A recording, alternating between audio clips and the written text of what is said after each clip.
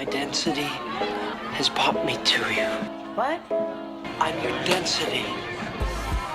I mean, your destiny.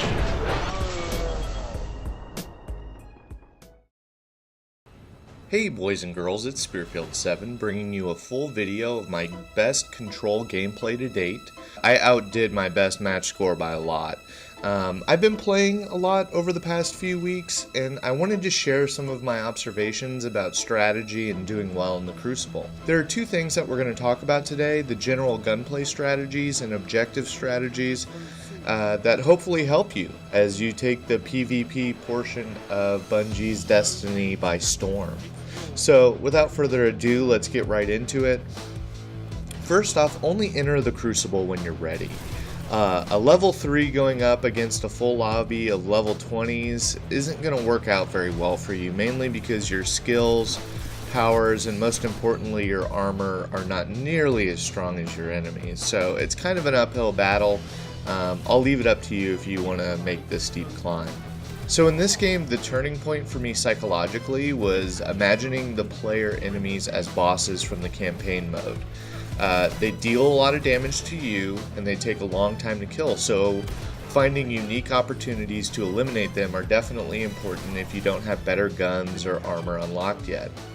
Because of the heavy armor, you're going to want to go for headshots as much as possible, as they deal out the most damage. Also look to get into 1v1 gunfights as much as possible, as your chances against multiple enemies is extremely difficult, and it's hard to get into a groove if you keep dying. Another tip I have is to use your weapons wisely. Use primaries for mid to long engagements and secondaries for shorter engagements. I see tons of people who obviously have trouble aiming their primary weapons, and they use their secondaries as their primary. The secondaries are incredibly powerful now, but that doesn't mean that they can't be weakened in a future update. So keep practicing with your primary so that you'll have the advantage when this probably will happen. Next up, learn how to bait. The map always points out direction and closeness of nearby enemies to encourage more action, but if you see someone in a room by themselves, sometimes you can show yourself, pop a few shots at them, then go around a corner and wait for them to aggressively pursue you before you bang them with a shotgun or other secondary. People still play this game very aggressively, I think it's like the Call of Duty syndrome. So any chance that you can create a defensive counterplay style is only going to help you. Another advanced tip that's beginning to work out for me very well is directing the path of your enemies towards grenades. I'm a hunter, and my grenade sticks to surfaces and has this laser coming out of it, and if an enemy jumps or runs over the path of the laser, it kills them. So more and more I've been throwing a grenade in one direction, like I'm going to throw my grenade right, and then I'll shoot left in the opposite direction, so then an enemy will retreat or strafe directly into the path of my grenade, and it leads to some pretty sweet and satisfying kills. Next, learn the health bar. I still think people are somewhat confused about when it's a good idea to come in guns blazing or to take a more cautious approach. If there's a white line above their red health line, it means they have 2 full health phases that you need to get through to get the kill. And if there's a light blue line, mostly seen on the Titans, you have 3 full health phases to batter through to get the kill. So obviously more care is necessary depending on the level of health they have. If your teammate is in a gunfight with someone and you see they're weak, you know they only have a red bar above their name, run up and melee the shit out of them to complete the kill. If the bar is red, knife them dead. If you are damaged, close enemies are going to look to do the same. They're going to look to melee you as well. So learn how to retreat jump out of the range of their melee. When they swing and miss, you'll have the advantageous position of leveling several shots on them before they can even raise their guns. Purple ammo drops happen 2 to 3 times a game, and you'll hear it. You'll hear the narrator say something like, "Heavy ammo's inbound," which you should interpret as, "Yay, free kills." Once you rank up and can equip a heavy weapon that takes this special ammo, you can be unstoppable. These mainly consist of LMGs and RPGs, but I would recommend learning to control LMGs. I mean, RPGs are really powerful, but they might net you only 1 or 2 kills. or more if you shoot it into an objective, but LMGs can last a really long time if you aim and shoot wisely. So now that that's all out of the way, let's talk about objective strategies for objective game modes, which is where I like to do my work. And these things have helped me, and I hope they help you. First off, learn to use your specials wisely. When you call in a special, you should be looking to eliminate half of the team in matches like Control, or whole teams in 3v3 game modes like Skirmish.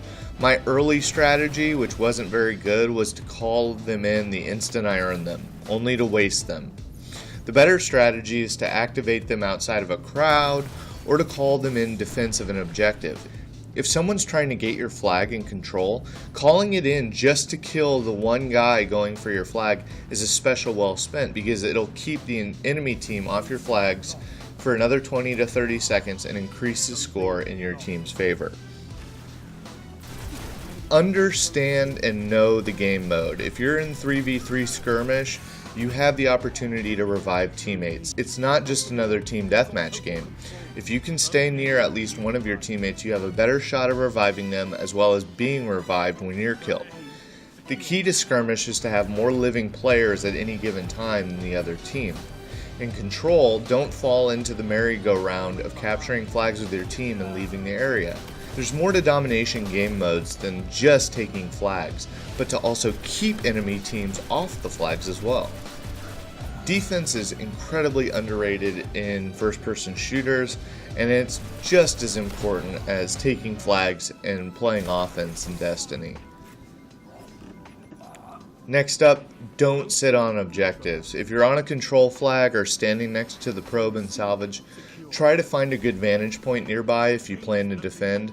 It's unreal to me that some people will sit directly on the Control flag only to get smashed by an incoming Warlock or Titan or Hunter special, where they rush in and take out your whole team and then take the objective from you while you're spawning across the map. You obviously don't want this to happen. As you play more, you will learn the maps and the typical routes enemies take. So finding ways to set up and set them back from taking objectives is incredibly important. I've been racking up a crazy amount of kills lately just because I can reliably predict many paths frequently taken by enemies. And obviously you as a player must try to find ways to get out of these predictable patterns. Lastly, keep playing until you can't anymore. If you saw my recent buzzer beater free-for-all ending, the game continues to register your kills and stats even after a match is announced as over. Don't just stop playing when the final whistle happens. Keep shooting and keep playing until you can't any longer. That's all I got for today, folks. Thanks for sticking around if you made it this far. If you have any strategies you'd like to share, please leave them in the comments section below. I'm not only open to sharing my own experiences, but learning from yours. And until next time, this is Spearfield7 saying see you later. Enemy captured Zone B. You captured Zone A. You're in the lead.